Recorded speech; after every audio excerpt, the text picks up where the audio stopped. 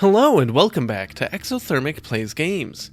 I'm Exothermic and the date today is Sunday, September 8th, 2024. I've been doing a countdown of my favorite video games of all time through each day of the year, and coming in at number 115 is DotA 2.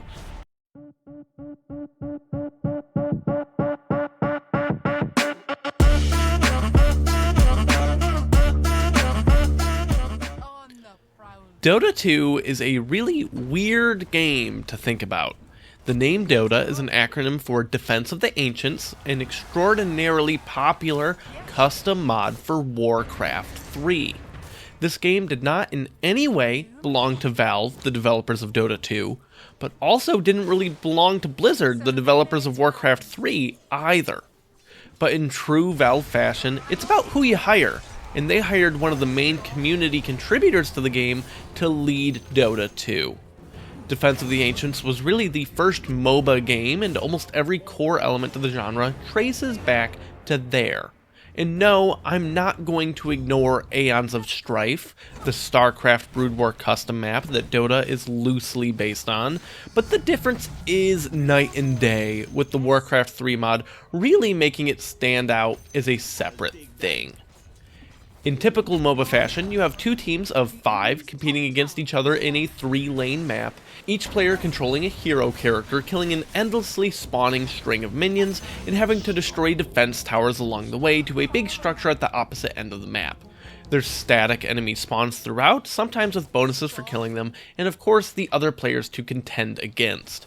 Your characters level up and you can spend points on different abilities as you level up, culminating in an ultimate ability. There's loads of items and equipment to buy with gold you get from all of the killing you're doing. These are all things that most games of the genre do because they're things that DotA did. So what makes DotA 2 stand out? The first and most immediate difference is the way you buy items. Yes, there's a shop back at the base, and you can teleport back, buy your stuff, and then head back out onto the map. That's standard. But there's also a little mule that will run a shopping list out to you and deliver it so you can keep laning. The tricky thing here, however, is that if the enemy finds and kills your mule, you lose the stuff it had. There's a lot of tricky things throughout the map too, like the secret shops and the importance of trees. There's loads of ways to interact with, destroy, or make trees. This lets you edit the map in some pretty interesting ways, and some characters can care about this a whole lot. It's cool. The game really tries to emphasize small things that characters can really care about, like Luna, the Moon Knight, that gives a buff to people near her, but an even bigger global buff when it's nighttime. And her ult, in addition to doing good damage, temporarily makes it nighttime. Of course, you can also just wait for the day-night cycle to organically happen, which is neat. There's a wide range of skill ceilings for different characters too. I definitely did not spend the time to get good at this game, so when I've played, I've always stuck with the simplest characters, like Death Prophet. She has a conal attack, can drain some life, and is a big ult that just throws spirits at anything and everything on the screen that move and attack on their own.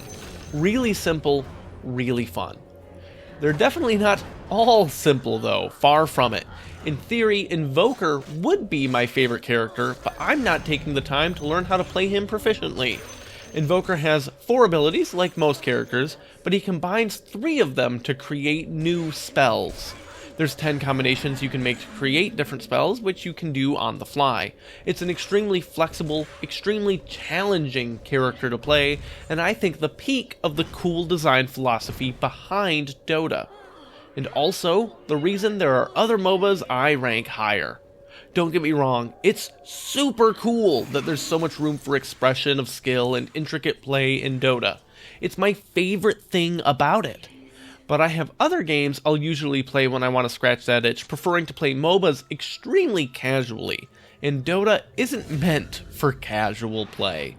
If I wanted to play these games competitively, I'm almost positive DotA 2 would be my absolute #1 favorite game. We would be talking about this December 31st, but that's just not the world I live in. I have a lot of appreciation for DotA, but I'm not doing all that.